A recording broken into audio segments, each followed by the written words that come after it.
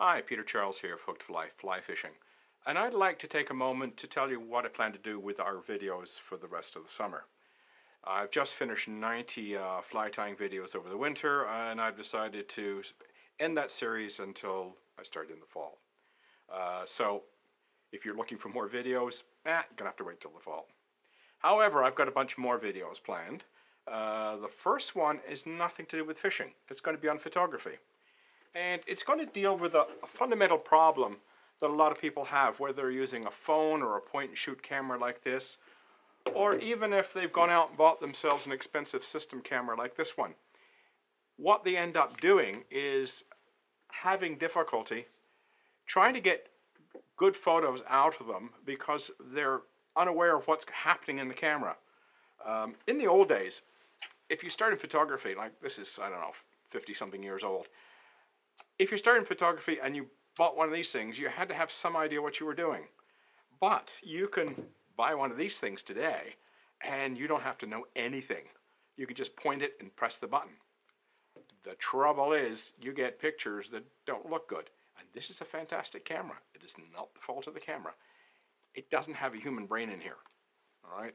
You have to still do some thinking. Even though this thing is very automatic and very sophisticated, it requires some thinking. So if you've ever been out and you've taken a picture of a beautiful scene and you've come home and that scene looks like crap, well, it's because you need to take control of the camera. You had to override some of its settings. So this whole series is going to cover how to do that. And it's going to take it from a rather unusual way of teaching because I have a background in adult education. Normally when you do courses, they try to jam a lot of information to your brain. I'm not going to do that. What I'm going to do is help you understand what's happening so you're able to do something about it. Because if you understand something, you don't forget it. If I just throw a bunch of facts at you, half an hour out of the video, you've forgotten half of them. So it's about understanding what's going on. It's also going to be a useful series for anybody who is thinking about getting into photography, like moving from just taking pictures with a smartphone, and they want to actually do something a little bit more serious. And that would be a great start as well. Okay, the next one I'm looking at is going to be some basic information on fly fishing. So for example, what are leaders all about? What are fly line tapers all about? Very basic stuff for beginners, how to mount a fly line onto a reel. All this kind of useful information that it's kind of hard to pick up sometimes and scattered about.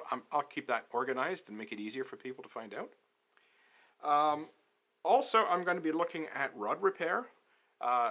If you've got an old rod and you snap it, as long as you snap it cleanly, there are ways to repair it. So I'm going to get into a little bit about rod repair. I'm also going to be looking at fly fishing techniques so that, things like mending. We don't cover mending very well. That will depend on, with this COVID-19 business, whether I can get on the river or not. If I can get on the river, I'm going to do some fly fishing technique videos. Also, interestingly, I'm going to look at some conventional tackle videos as well. One of the ones I'm specifically looking at is applying actually some fly casting technique to casting a conventional rod. I've been doing this in Cape Cod. The results are incredible. I mean, ridiculous distances that I'm getting out of these rods. So, we're going to show you how I do that and why it works. I'm also going to be looking at a new fall series for fly tying. I haven't made up my mind yet. It could be on classic streamers.